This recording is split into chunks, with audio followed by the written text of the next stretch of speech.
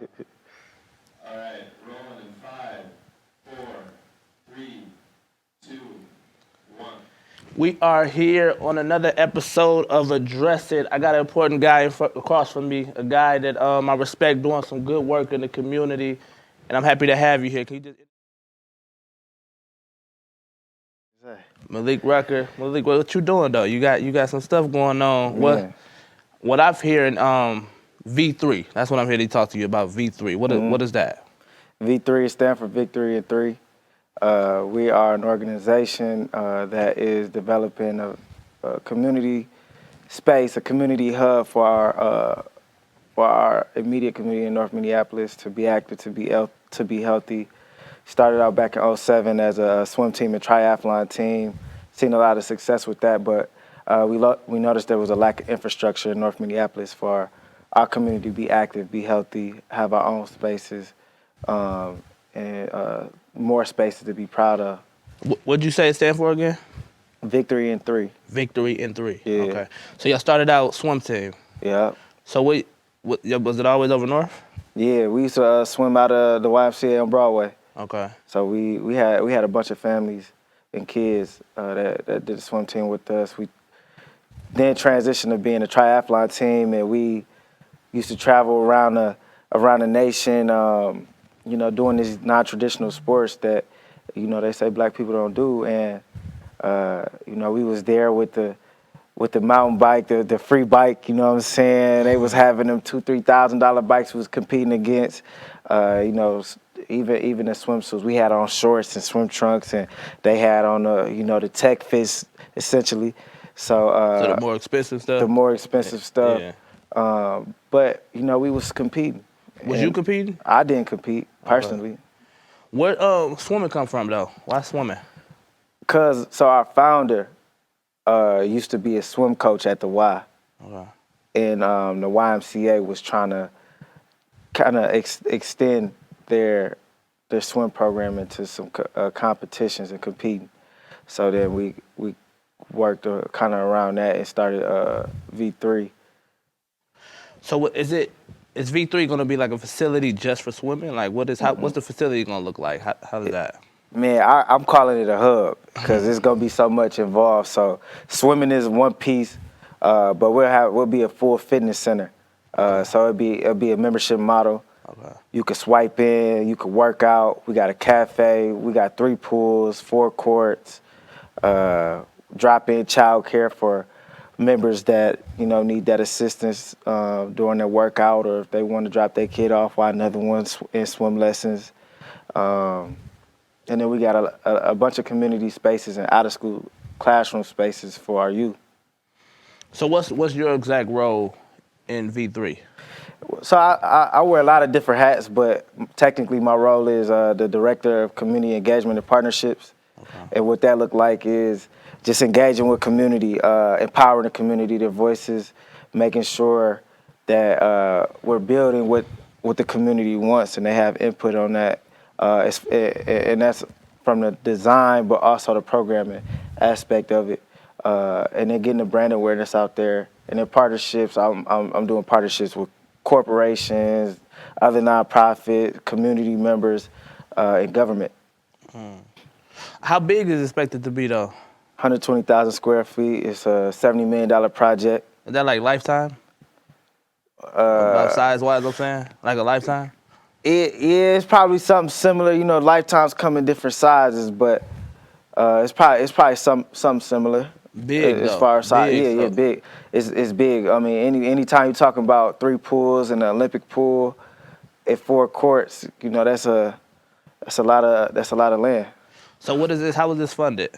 So we still funded. So we just broke ground on the first phase, and it's been we raised all the money. So we raised it from individual donors and philanthropy from foundations. Okay. So, but I'm saying it's $1 million project or something, right? So the first phase is about $20 million. Right. Okay. And then the second phase is about another 50. Okay. So you raised that from the community? Yeah. No, well, there's been a little bit of direct individuals in community, but there's been community foundations that we've raised with. for some of those bigger dollars, because you talking 20 million. Yeah. We going after. That's a lot. Yeah, For you the know, north side, that's a lot. that's a lot. We've been underinvested in for so long. Yeah. That's one of those things that we speak about. So I give you an example. In North Loop, they had 1.7 billion invested into North Loop, while we had 13 million over the same time period. So we talking about, and this is a 7-year time period. So we talking about 20 million in a year, and we had 13 million over 7 years. It's a huge commitment to North Minneapolis. So who's responsible for that, though? Who's over that makes those type of decisions? As far as, like, why do they have over 7 years as much as we have over 7 years as much as they have in a year? Is what you? Who responsible for that? The developers.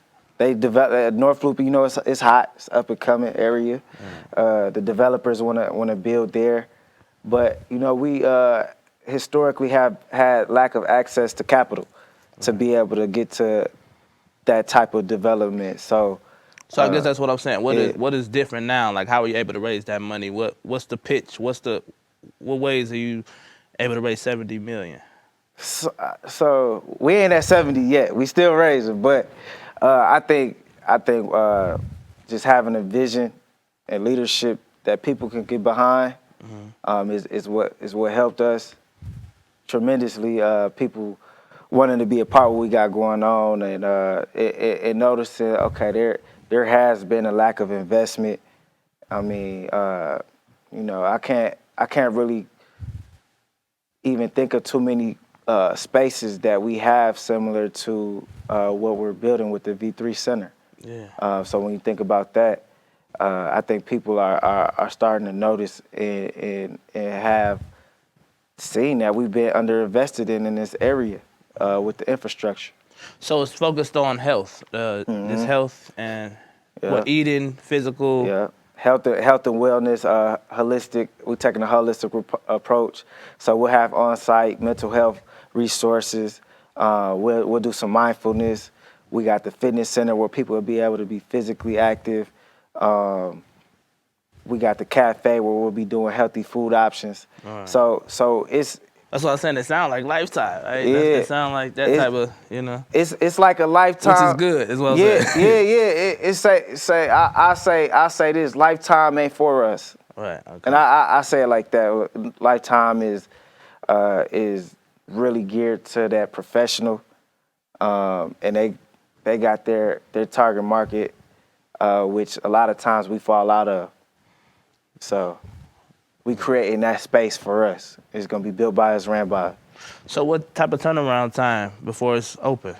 First phase is 14 months. Okay. And then over that 14 months. And we in the first phase right now? Yep. So we just broke ground last week. So we going through the demo right now.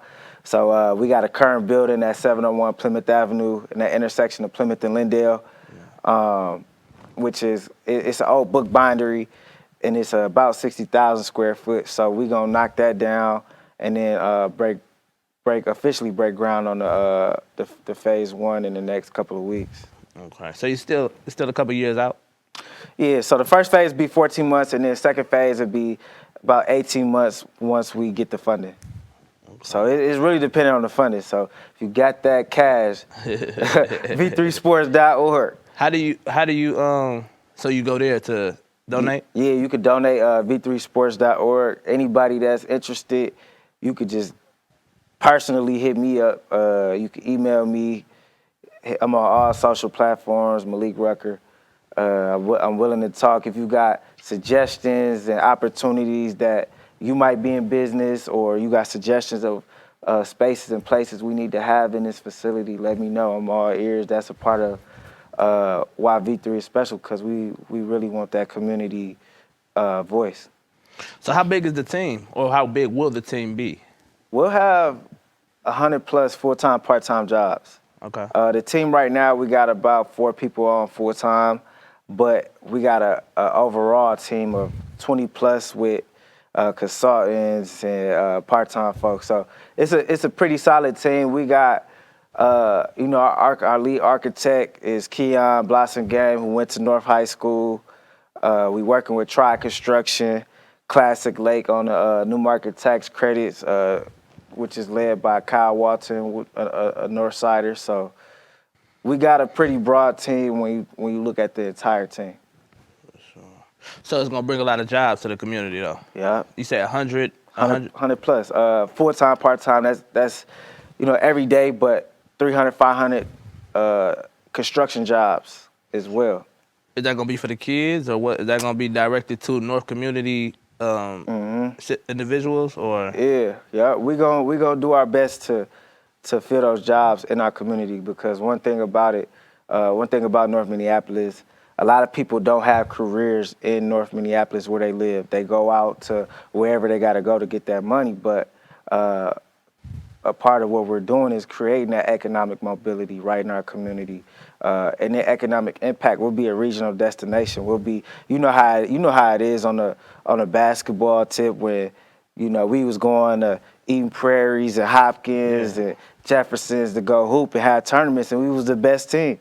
Now they gonna come to us. Yeah. Well, you had a big tournaments, state tournaments, all of that. Yeah, that's crazy, because we ain't never had nothing right in the city. We gonna do it right here. Not with even that with north. The downtown views. We gonna do it right. Yeah. And we gonna have our own vibe. So that's the vision, though. Basically, be the hub of sports for Minnesota. Yep. Definitely a prime spot. If you doing anything basketball related throughout the year, you gotta come to North Minneapolis, to V3. If you having a swim meet, you gotta come to V3. If you're doing a volleyball tournament, you gotta come to V3. But also, we're gonna be doing career fairs and hosting galas and birthday parties and doing all that type of activity. For sure. So you say it's gonna be a membership. It ain't gonna be free, though. No, it won't be free. Okay. It'll be a membership model, and the way we gon' we still working on what the membership look like, but we'll have impact areas, we'll have residents, and then, we're working to see the exact percentage. So right now we're thinking probably 70% has to be directly from community, as far as the membership, and then once we fill that 70%, then we'll start letting a few outside folks in. I mean, besides it being I guess necessary to have, healing or health as the focus, what's the goal for this? Like, why is this necessary where it's at now? Well, the goal is to be able to combat those health and wellness inequities that we've been facing for so long. We know that a healthy community, a healthy person is going to be a productive person in community. They're going to be more likely to have a healthy community when you're thinking about a healthy person. So we look at this as a way to, it's violence prevention. Right. If you got somewhere to go, at younger ages with positive folks around you, it's safe, you can count on it. You're less likely to indulge in some of the activities out here that you can get in. And, I'm a Northside kid, so, I remember growing up and not being able to get into the park board after I was 14. I couldn't go to Fall Well after I was 14, outside of like a teen night, you know what I'm saying? Because we aged out, So what happens after that? You go outside. Yeah. And if you ain't got nothing productive to do, you find something to get into. So what's the age? It's gonna be all ages? All ages. Okay. All ages from our oldest member in the community on down. So we'll be all ages. Okay. All right. Well, I mean, if there's anything you would like to say, though, to the people. Yeah. Further. I'm just saying, if you would. Yeah. I say, the people was gonna drive this facility in this project to really be what all we can be in the community, in the state. We need everybody to be a part of it. It's all an approach. We can't be silo. We want to collaborate and get this done. I mean, collaborate. Like, what do you mean by collaborate? We want to collaborate with other nonprofits, other community leaders, businesses. We want to partner. We want people to be and feel ownership of the facility. And we're not going to be able to solve all the problems, but we can be at peace. So if we got you know, North Commons they got a project coming up of redeveloping North Commons. So now we want to partner with North Commons and see how that works, right? So now we talking park board collaboration, collaborating with you know, whoever, black businesses and other nonprofits to be able to create the best amenity that we can, and not only have space at the V3 site, but throughout the entire community. Okay, so it's supposed to be more than one location? Well, we'll have that one. We'll have that to start. We'll have that one location. Not sure what it's gonna look like in the future, but you know, the North Side is a lot of people over north. Yeah. It's a lot of people over north, so we got to make sure that we have those opportunities to be able to extend and expand. So if you got a facility up, you know, up in the high somewhere, and you know we down on Plymouth and Lindale, like how can we collaborate? How many people are y'all expecting to be able to be in there at one time? We'll have space for 800 to 1,000 per day. Okay. And then around our pool, so we got the pool that selected the USA swim team in. So it's one of the best pools in the world. It's one of 3 Olympic pools in the state. And we'll have 600 spectator seats around it, 400 on the deck. So we'll have tons of events around that. Not only swim meets, but you know, water polo and watching movies and you know, just vibing out in this space. And then on the courts, you know, like I said, we'll be able to have regional tournaments and bringing out them economic dollars that people outside the county spending money with us right over north. So, you know, when I speak about it, I'm thinking of everything else that we need. We don't have a hotel, right? We need infrastructure. We need infrastructure. We need a hotel over north. Why we don't have a hotel over north? It just, you know, we just been underinvested in so long. We need hotel. We need to further develop commercially, have a better food We need to not to options. tear it up too if we bring it over north though as well though. People. Yeah. We got to do that too, Yeah. and we got to be accountable. You know, we got to hold ourselves accountable, and our kids doing it. And it ain't just kids either. But How do you think? I mean, it's a lot of crime and stuff going on over North Minneapolis, though, Yeah. especially with the youth. You know. Yeah. Is there a plan for that? As far as, you know, you're bringing the hub all together, you bring them all together. You know, so is there any security measures or anything? We'll have security measures. You know, we'll have boots on the ground programs and all that. We ain't gonna have like a police presence or like security shirts. You know what I'm saying? But we will have some type of program where the members and the people coming in to experience the facility gonna be safe. And you know, the overall community conversation around violence is, you know, it's every major city is experiencing this spike in violence. And I don't have an answer for it, but I know that the V3 Center is going to be a chance to get ahead of some of the future violence that we see. So we just got to figure out ways to collaborate, like I said, around the city to really get a hold of this violence. I mean, it's out of control. No, for sure. Well, yeah, that's what I wanted to talk about, though. I see the stuff. I see the groundbreaking. I see the stuff on the news. I'm like, man, I gotta hear about this from the guy. So is it like family run? Is it nonprofit? Like, what's the? It's a nonprofit. It's a nonprofit. Yeah, it's a nonprofit. And it's gonna have like how many employees you said again? Well, I see. Well, right now forecasted we got 100 plus. So just around that 100 mark.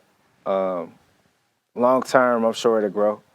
Will grow. So I'm not exactly sure how many jobs long term, but 300 to 500 construction jobs, and then every day we'll have 100 within the facility. Yeah, I think that's huge, though, even more so than you gave it credit for, just the amount of jobs and economics that's going to be coming from here, you know.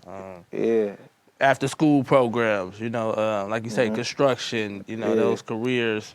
But that's what we own is economic mobility, and I'm a believer in social capital, as a means to growing out of poverty. Once you realize it's about who knows you, you could take them next steps to breaking out of them generational curses of poverty. You go into a V3 and you run into somebody like myself that has connections, and you don't come from nothing, and I introduce you to somebody, and now you got a career, you got opportunity, and that's what V3 is gonna be able to provide, and we'll be doing a bunch around our for sure around our youth, and thinking about how we do it around our adults, but around STEM and experiential learning, to be able to learn how to filter the water, to learn different shapes of the building, right? So utilizing the building in this new build to be able to teach. So all the music we hear, the youth is going to be a part of.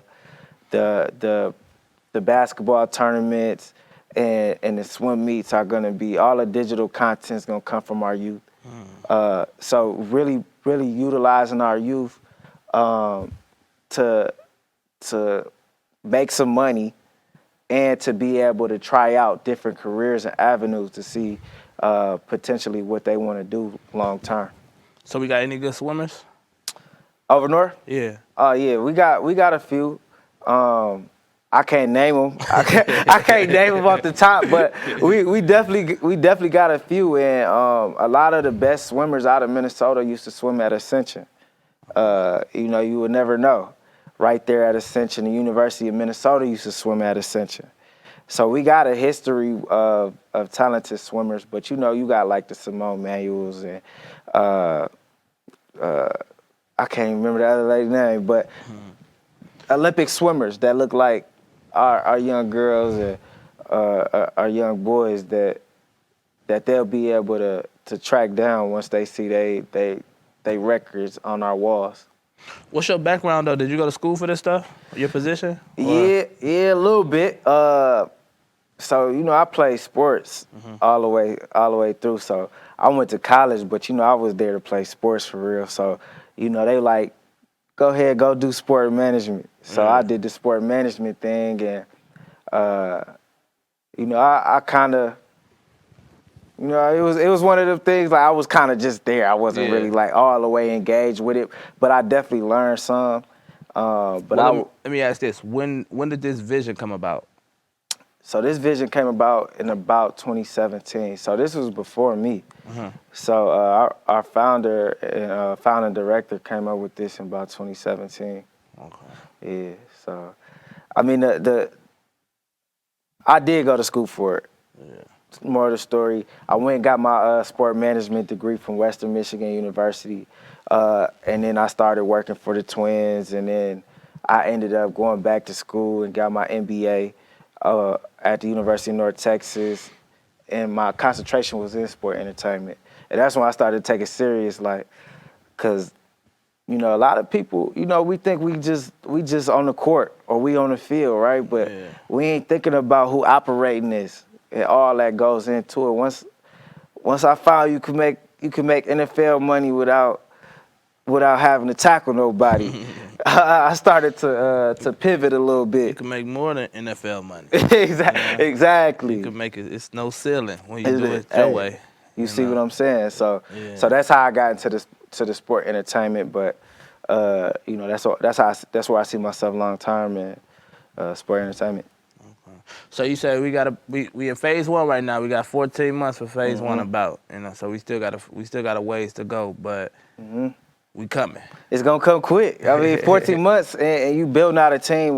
Like I said, we got about 20 people with us right now, but when we talking 100 people, like we got to build a team. So keep a lookout for careers and employment opportunities with us right now. We got a swim program going right now out of Franklin Middle School, and we teaching water instructors so that when we open, we gonna have instructors in place. We're gonna have lifeguards in place, and they're gonna be from the community. So we're aware of the shortage of lifeguards and water instructors, so we want to get ahead of it.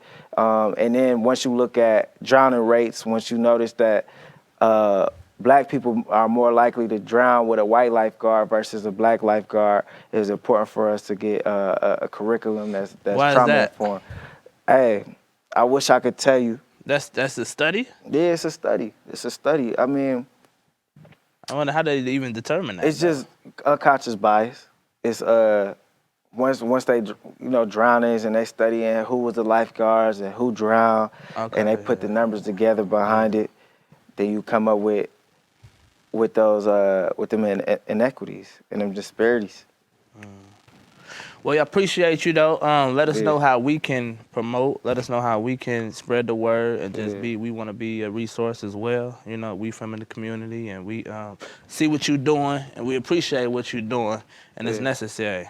I appreciate you having me on. Like I said, follow us on everything at V3 Sports. We on LinkedIn for our professionals, V3 Sports, Instagram, V3 Sports, Facebook, V3 Sports. And if you got any questions for me, you can find all my information on our site, v3sports.org. I'm open to any conversation, good, bad, different.